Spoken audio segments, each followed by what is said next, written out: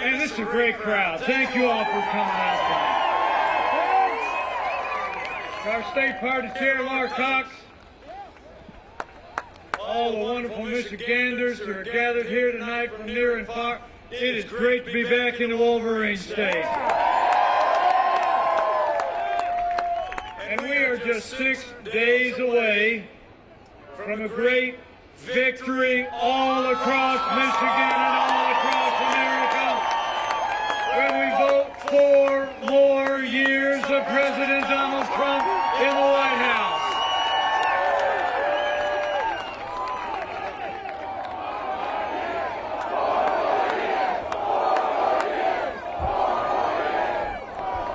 And the road to victory goes right through Michigan.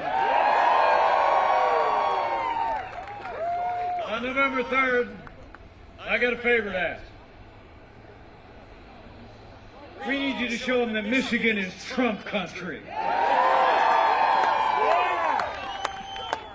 Now, it really is great to be here with all of you. Thank you so much for coming out. I can't tell you how much it means to us. It really does. The President's in Arizona today. I can't wait to tell them about this crowd in Flint, Michigan. And it's great to be here with so many friends, but also with a son of Midland, a man who served the people of the Wolverine State and the Michigan State House. At the moment he arrived in Washington, D.C., I can tell you firsthand, he has emerged as one of the strongest advocates, not just for Michigan, but for everything that has always made America great. Join me in thanking Congressman John Molinar.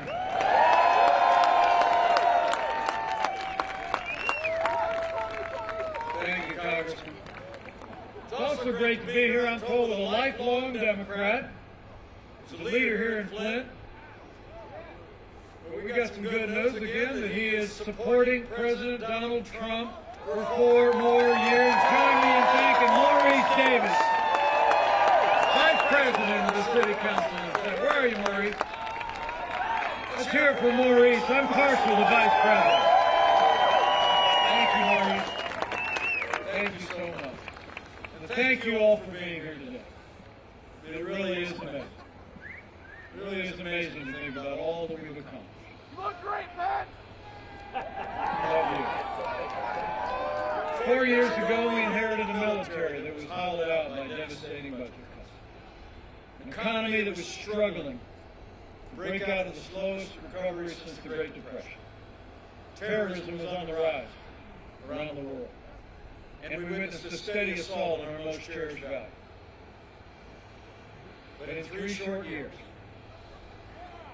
we rebuilt our military. We revived our economy. We secured our border, supported law enforcement, and stood for life and liberty in the Constitution of the United States. I mean, 4 years ago, here in Michigan, you believed we could be strong again. You believed we could be prosperous again. You said yes to President Donald Trump in 2016, and I'm here because we need Michigan to say yes to 4 more years of President Donald Trump in 2020.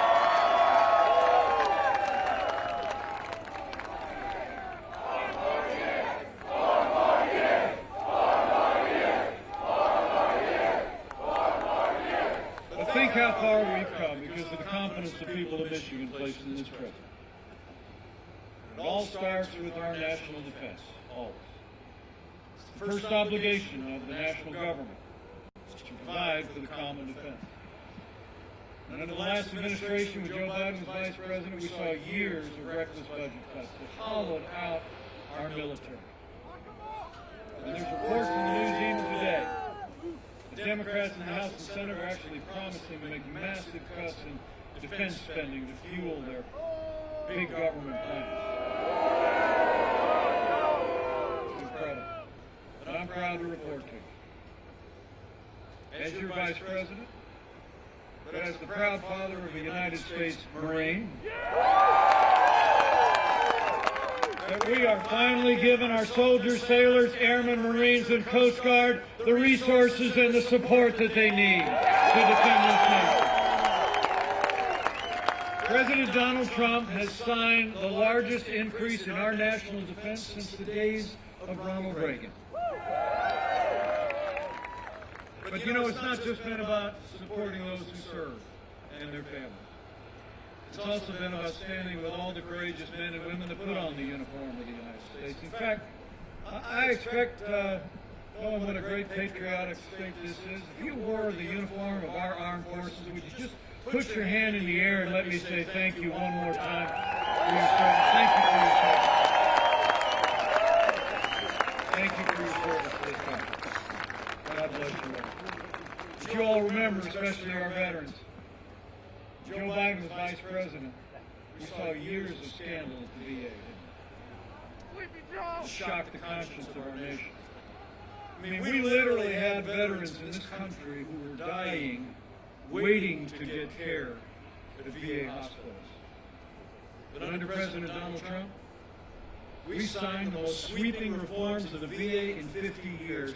We fired 3,000 VA employees that weren't giving our veterans the care that you earn in the uniform, and Veterans Choice is now available for every veteran in America.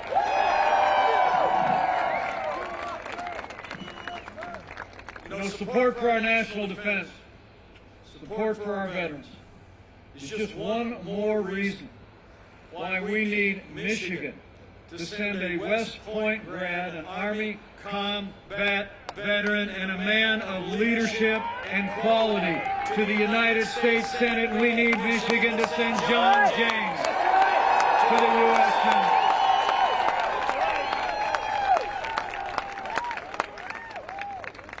And on the economy, it's amazing to think what we accomplished in those first 3 years. After Joe Biden, or the last administration, tried to tax and spend and regulate us back to a growing economy, President Donald Trump created the greatest economy in American history. It's true. And now, in the midst of a global pandemic, Joe Biden wants to raise taxes by $4 trillion. And he's got this $2 trillion Green New Deal that the president had to remind him of in that first presidential debate, remember? He must have forgot he was for it. President Trump, by contrast, we cut taxes across the board for working families and businesses. We rolled back more federal red tape than any administration in history. We fought for free and fair trade. We unleashed American energy, and in 3 short years, businesses created more than 7 million good-paying jobs, including 112,000 jobs right here in the state of Michigan. And wages were rising across the board in those first 3 years. And what meant the most to the president and me is wages were rising most rapidly for hardworking blue-collar Americans. The forgotten men and women of America were forgotten no more. You know, when Joe Biden was vice president, America actually lost 200,000 manufacturing jobs. You know, I'm from just south of here, in the Hoosier State. And just like Michigan. Thank you for that. You don't get that often in football season. But you know, Indiana and Michigan are very much alike. I mean, we do 2 things really well. We make things and we grow things, right? We market into the world. The last administration literally said, after losing 200,000 manufacturing jobs, they actually said those jobs were never coming back. The elites on the East Coast and on the left coast often talked about our part of the country as the Rust Belt. And there was a fair amount of rust on it when they were in charge. Right? I mean, the last president actually said, when he was confronted with losing all those manufacturing jobs, he said, "What magic wand do you have?" We didn't need a magic wand. We just needed President Donald Trump in the White House. 500,000 manufacturing jobs created in our first 3 years, including 17,000 right here in the Wolverine state. Manufacturing came roaring back. Really did, with less taxes, less regulation, fighting for free and fair trade that put American jobs and American workers first. And here, not too far from Motor City, the automotive industry is roaring back in Michigan and all across America. And right here, General Motors announced they're adding 400 jobs in Oakland County. Fiat Chrysler is already building a $1.6 billion new assembly plant that will create more than 6,000 jobs in Detroit. Maybe best of all, last year GM announced that they're investing $150 million in their assembly plant right here in Flint, Michigan.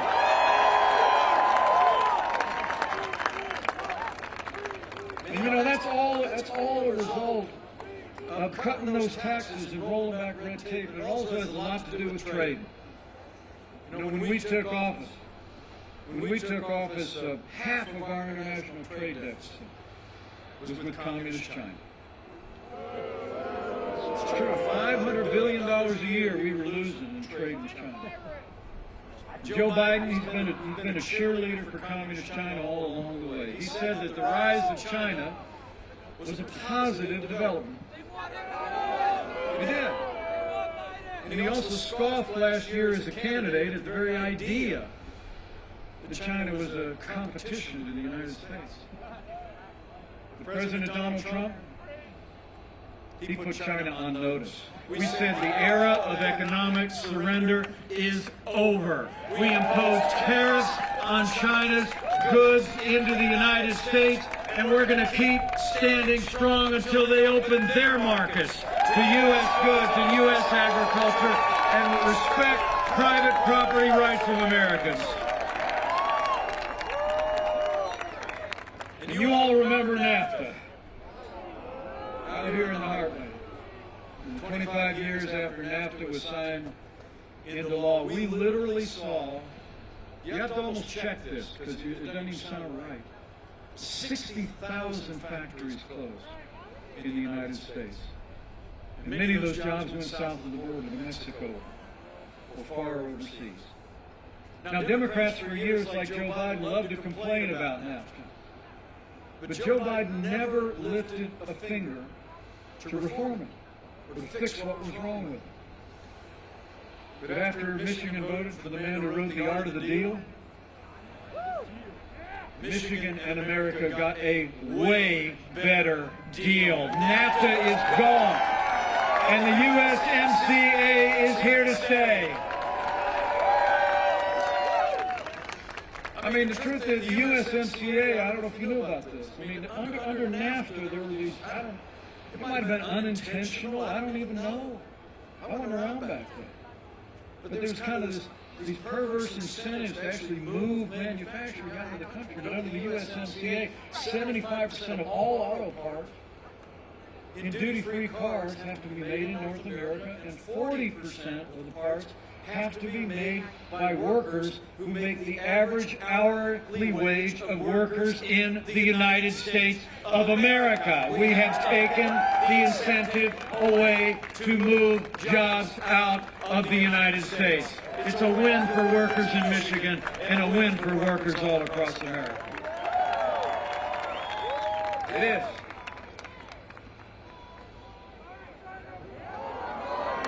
I'm with her.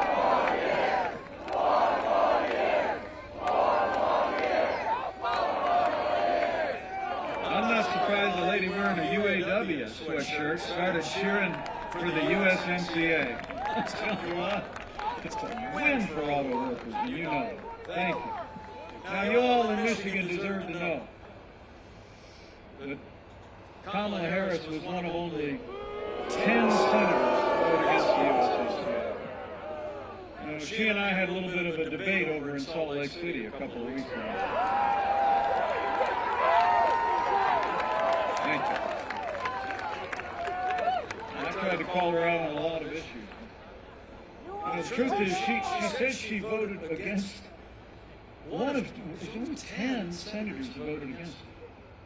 I mean, 90 senators in Washington don't agree on anything. But they did on the USMCA. But Kamala Harris, who was rated last year as the most liberal member of the United States Senate, actually voted against the USMCA because she said it didn't go far enough on climate change. I mean, you all deserve to know here in Michigan that Joe Biden's running mate put her radical environmental agenda ahead of Michigan jobs and Michigan auto workers. But I promise you, under President Donald Trump, we are always going to put American jobs and American workers first.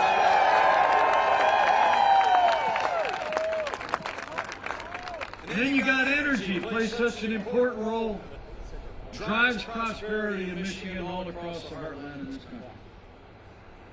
And I know you've heard it. Joe Biden and Kamala Harris over the last year have repeatedly said that they want to ban fracking and abolish fossil fuels. And Joe Biden actually said in a presidential debate the other night, and how good was President Trump in that presidential debate, Larry? He was a great guy, right?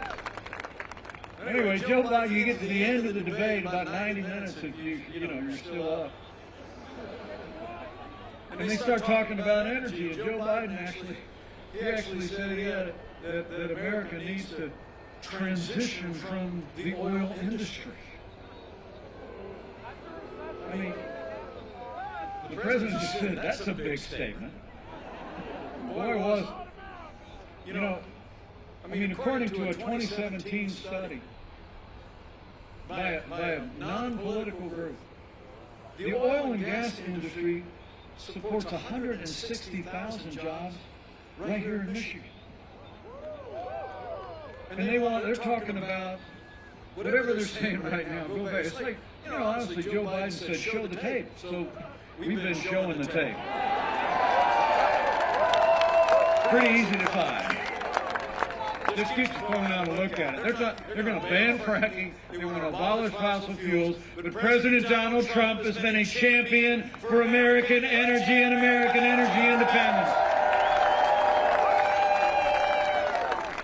We've developed all the resources of our land, and America is a net exporter of energy for the first time in 70 years.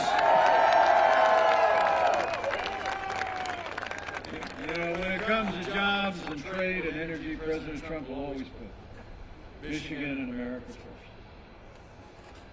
But on this economy, honestly, got 6 days to go. Men and women of Michigan, we got a choice to make. And this state will play an outsized role in deciding this election. Make no mistake about it.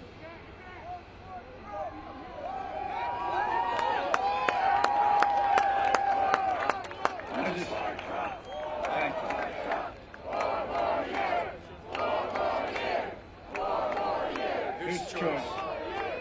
I know you got my back. We just got to make sure Michigan comes through. Let me tell you something. The choice in this election is real simple. The president says it all. When you look at our agenda of less taxes, less regulation, free and fair trade, American energy independence, and you look at their more taxes, more regulation, economic surrender on trade, less American energy, it's clear. This election is a choice between a Trump recovery and a Biden depression. It's true. A nonpartisan study just came out last week that said that Joe Biden's economic policies would cost 5 million American jobs, and that the average American family would lose $6,500 a year in income. So in all the 6 days that remain, I want you to reach out to neighbors and friends here in Flint and all across the state. I want you to say, I was standing out in the cold. Mike Pence showed up. And he told me to ask one question. Here's the question you got to ask. Here, really, just find somebody who knows you. And they haven't made a decision yet. Just look at them and say, who do you really think can bring this American economy all the way back? A career politician with 47 years in Washington, raising taxes, stifling the economy, waving a white flag of economic surrender on trade, or a proven job creator that'll keep cutting taxes, fighting for American jobs and American workers. For a great American comeback in Michigan and across this nation, we need 4 more years of President Donald Trump in the White House.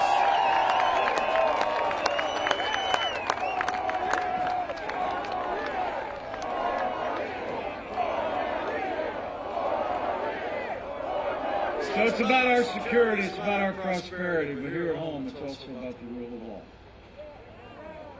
And I couldn't be more proud to be Vice President to a president who stands every day with the men and women who serve on the thin blue line of law enforcement.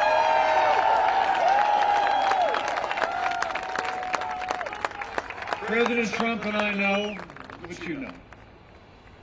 Men and women who put on the uniform of law enforcement every day are some of the best people in this country. And they deserve the respect of every American every day.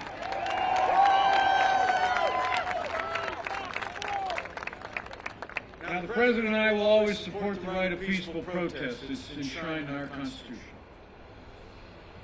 But rioting and looting, like we saw last night in Philadelphia, it's not peaceful protest. Burning businesses is not free speech. For months, remember, all summer long, all Joe Biden talked about was peaceful protesters, right? Never condemning people that were literally burning businesses to the ground.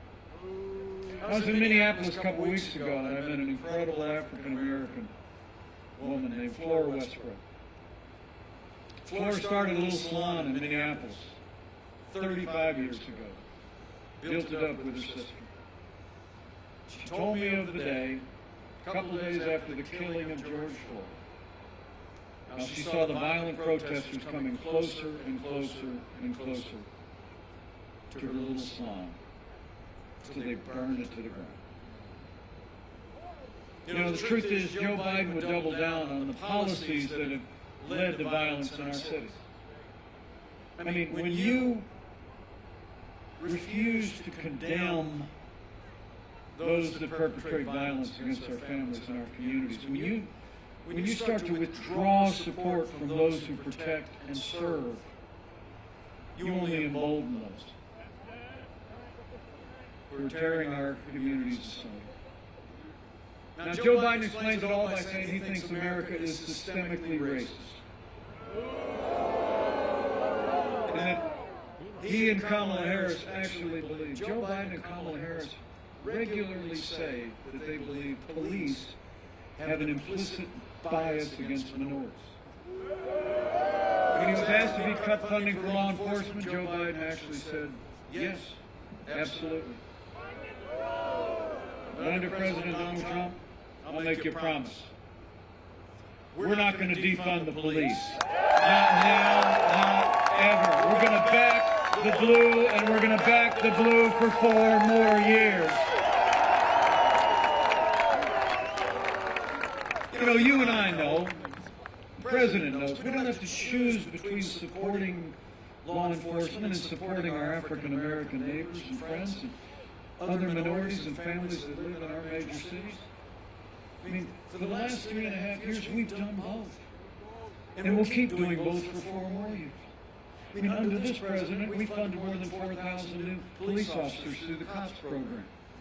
When violence was taken over in major cities this summer, we launched Operation Legend, and we've arrested more than 2,500 violent offenders working with local law enforcement.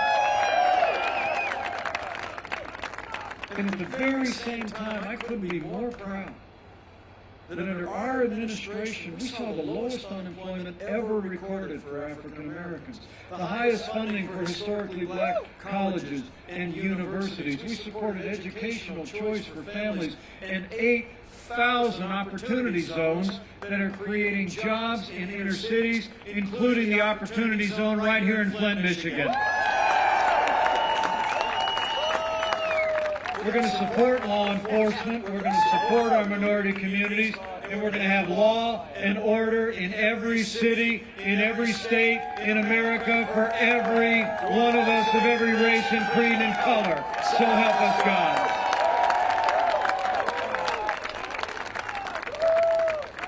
In support of the rule of law, I'm proud to report all the great Michiganders gathered here. As we stand here today, President Trump has actually appointed more than 220 conservatives to our federal courts. And they are all men and women who will uphold the God-given liberties enshrined in our Constitution, like the freedom of religion, the freedom of speech, and the Second Amendment right to keep and bear arms.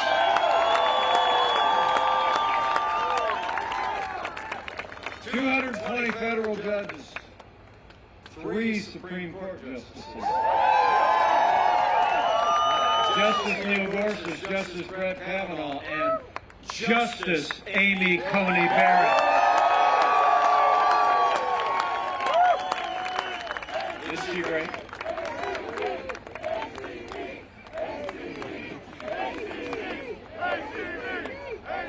What a brilliant jurist, incredible person, who just happens to be from Indiana. Couldn't be more proud of her. And we think it's altogether fitting that she now occupies the seat of the late Justice Ruth Bader Ginsburg. Because the truth is, Justice Ginsburg was a trailblazer for women. She was. Women in the law in this country, she inspired generations of women to step forward. And I know that the incredible character and life story and jurisprudence of Justice Amy Coney Barrett will inspire a new generation of young women to study law. In fact, let me just say, as a point of parental pride, one of those young women is with me on this trip. She's my youngest. She just graduated from law school, and she is part of that rising generation of young, incredible women who's going to do great things. My daughter, Audrey Pence, everybody.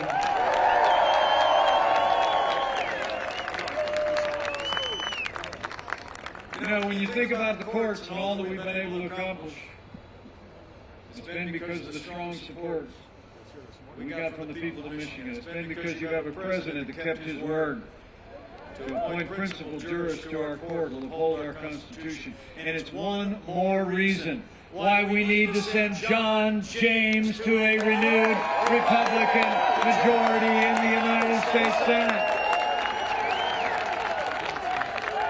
It's just that important. This is about our liberties, everybody. And here in Michigan, you deserve to know, when Joe Biden was vice president, we saw a steady assault on the religious freedom of Americans. I mean, the last administration actually hauled a group of nuns into federal court to force them to compromise their faith and live under the mandates of Obamacare. And not long ago, when Judge Barrett was going through her confirmation 2 years ago, the leading Democrat on the Judiciary Committee expressed the same religious intolerance that we've seen from so many in their party. She said she was concerned about Judge Barrett because of her devout Catholic faith. She said, and I quote, "The dogma lives loudly within you." And Hollywood elites started attacking Judge Barrett, and they've never stopped. Well, I got a message for the Democrats in Washington and their friends in Hollywood. That dogma lives loudly in me. That dogma lives loudly in you. And the right to live and work and worship according to the dictates of our faith lives loudly in the Constitution of the United States of America.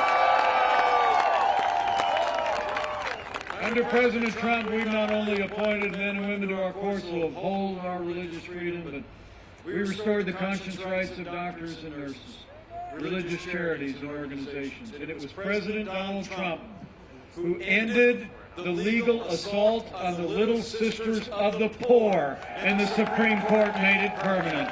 President Donald Trump has stood for the freedom of religion of every American, of every faith, and we're going to do it for 4 more years. And finally, where Joe Biden and Kamala Harris support taxpayer funding of abortion all the way up to the moment of birth, I couldn't be more proud to serve alongside a president who stands without apology for the sanctity of human life.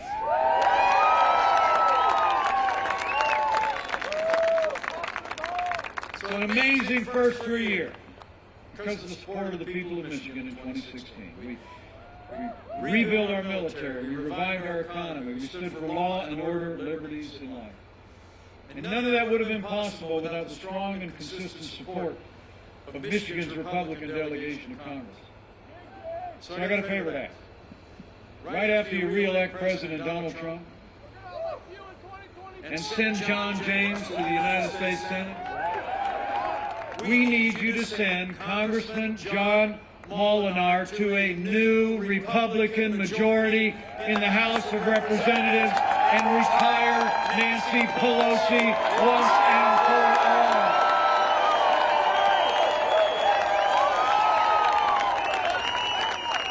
Out.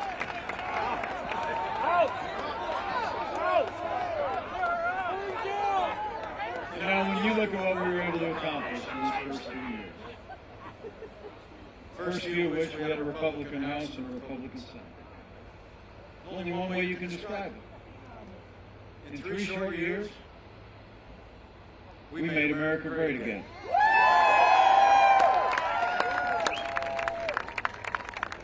And then 2020 arrived, and the coronavirus struck from China. But before the very first case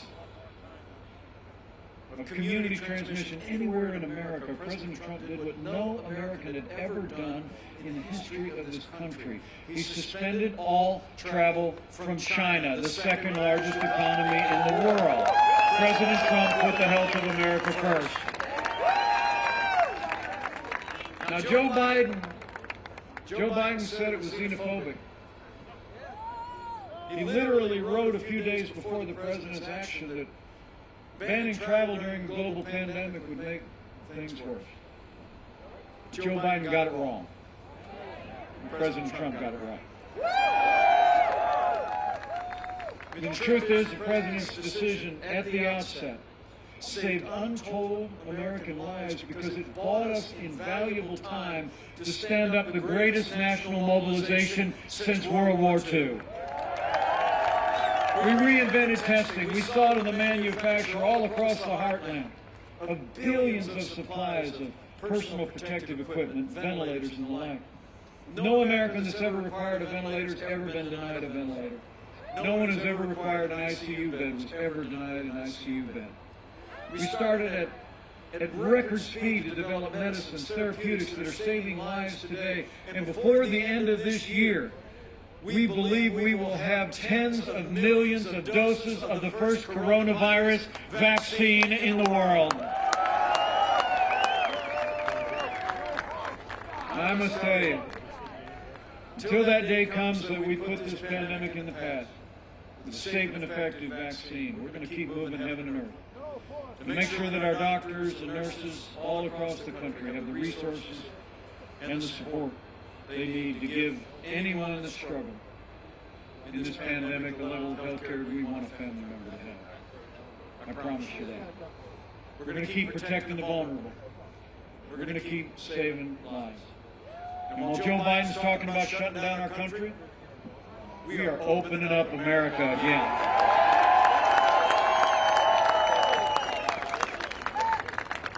I mean, it's amazing to think on that foundation that the president poured those first 3 years. And with the unprecedented support Congressman John Molinar helped to provide, direct payments to families, direct payments to businesses to keep nearly 50 million Americans on the payroll of small businesses. After we lost 22 million jobs at the height of this pandemic, we've already seen 11.5 million people go back to work in the last 5 months, including 600,000 people right here in Michigan. We are opening up America again. So we've gone through a time of testing. I know you came out on this cold night because, you know, 6 days from now we're coming to a time for choosing. The choice in this election has never been clearer. Stakes have never been higher. I mean, when you look at their agenda, higher taxes, open borders, socialized medicine, the Green New Deal, it's clear. We love you, Pat!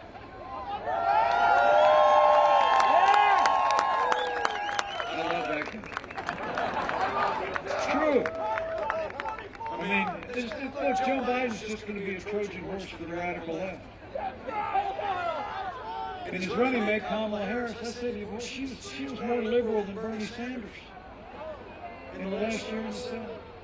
Now, Joe Biden says that democracy is on the ballot. Well, I think our economic recovery is on the ballot. I think law and order are on the ballot.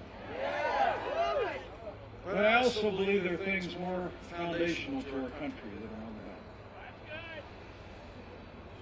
You know, in this election, I think it's not going to be so much whether America ends up more Democrat or more Republican, more liberal or more conservative, more red or more blue.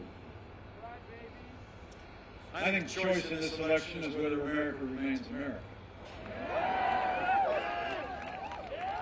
It's whether we're going to chart a course for our children and our grandchildren with a renewed commitment to freedom, patriotism, family, faith, and all the principles that have made this country great, or whether we're going to let Joe Biden and the radical left turn our nation toward an inevitable path of less freedom, socialism, and American decline.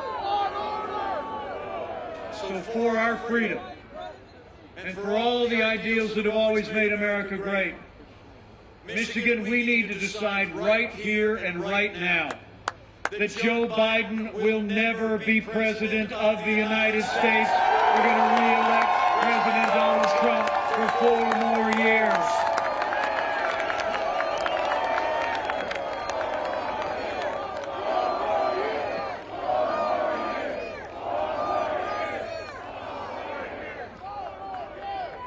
You know, 4 years ago when the president called me, asked me to join this ticket, I said yes in a heartbeat. Because I knew in the time that we spent together, I knew he had the vision, he had the leadership qualities that could bring this country back and make this country great again. Now, let me tell you something. You know, some people think we're a little bit different. But we've gotten to be very close friends. When we're at the White House, we're together for hours a day over the last 3.5 years. And when we travel in different places, we speak every day, just like we did this morning. And let me tell you firsthand, I've seen our president when the cameras are off and when the bright lights are off. And I want to tell you, over the last 4 years, there has never been a day gone by against unrelenting resistance and opposition by the Democrats in Washington, against unfair and unrelenting attacks by their allies in the national media. There has never been a day gone by that I haven't seen this president get up and fight to keep the promises that he made to the people of Michigan. Now it's our turn to fight for him. It's on, Michigan.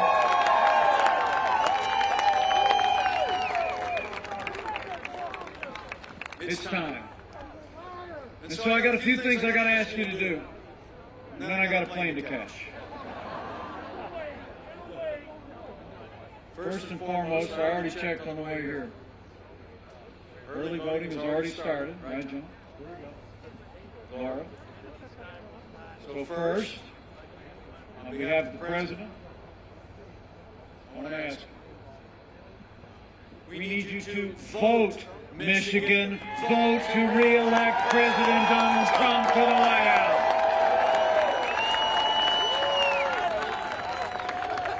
And you've taken advantage of that early voting. My wife and I just voted down in Indianapolis a couple of days ago. The President did down in Florida.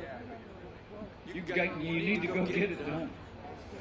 And you can vote absentee, I'm told. A check.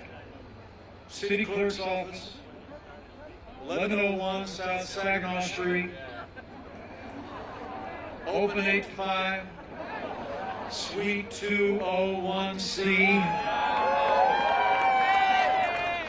And remember, friends don't let friends vote alone. Bring a neighbor, bring a family member, bring a friend and vote to re-elect President Donald Trump to the White House.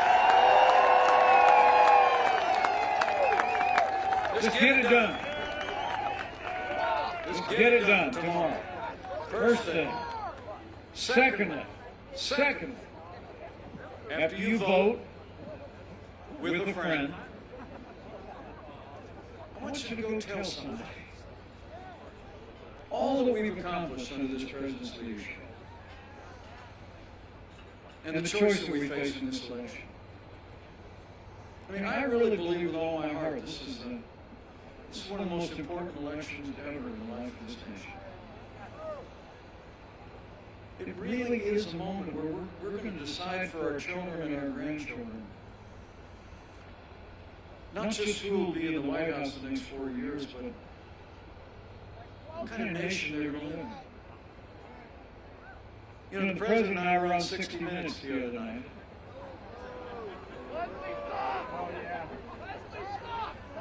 But there was a moment, I have to tell you, that I just really enjoyed. It was when the reporter looked at the President and she asked him, how would you describe your supporters? And the President, without a moment's hesitation, gave an answer I'll never forget. She said, how would you describe your supporters? And he said, they are people who love our country. So go tell your neighbors and friends that we have a president who loves this country and who's going to continue to fight to put America first. Go tell them.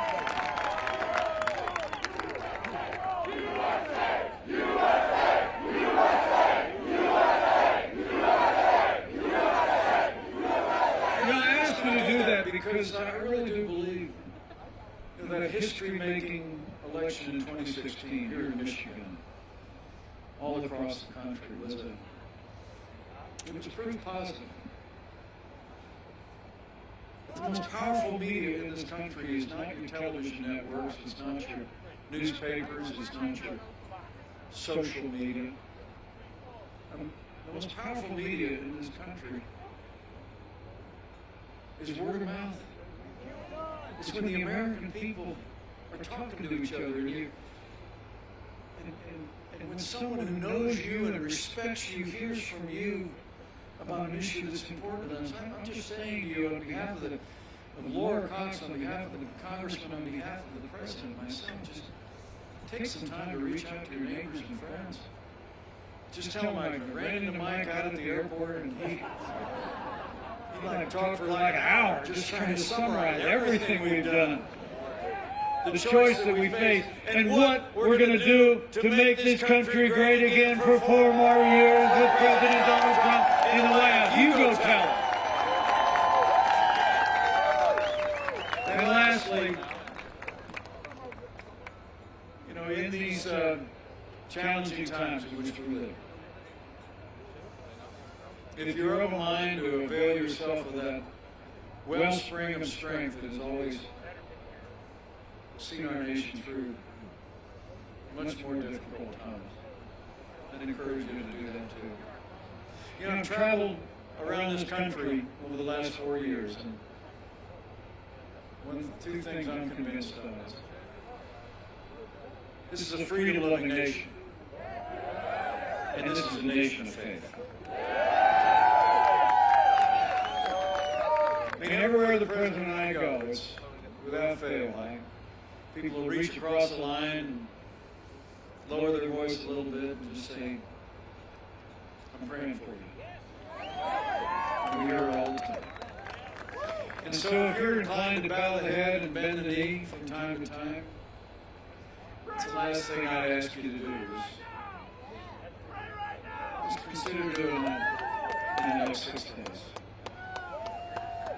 And when you pray, pray with confidence in those ancient words that Americans have clung to through much more challenging times than even we could possibly imagine.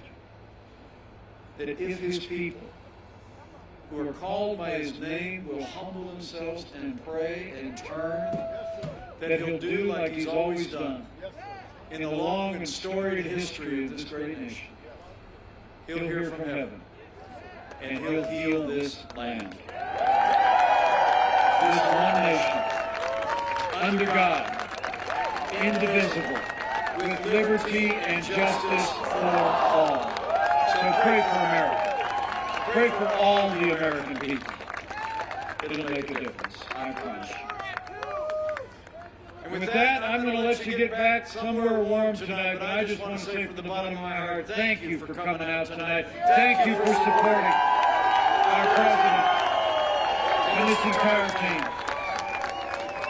And I leave here today with renewed confidence that if all of us do all that we need to do over the next 6 days, all across the great state of Michigan, all across America, we're going to have a great victory. Here in Michigan and all across America. And with John James in a renewed Republican majority in the United States Senate, with Congressman John Molinar in a new Republican majority in the House, with President Donald Trump in the White House for 4 more years, and with God's help. I'll tell you, Michigan, I just know we will make America great again. Again. Thank you all very much. God bless you. God bless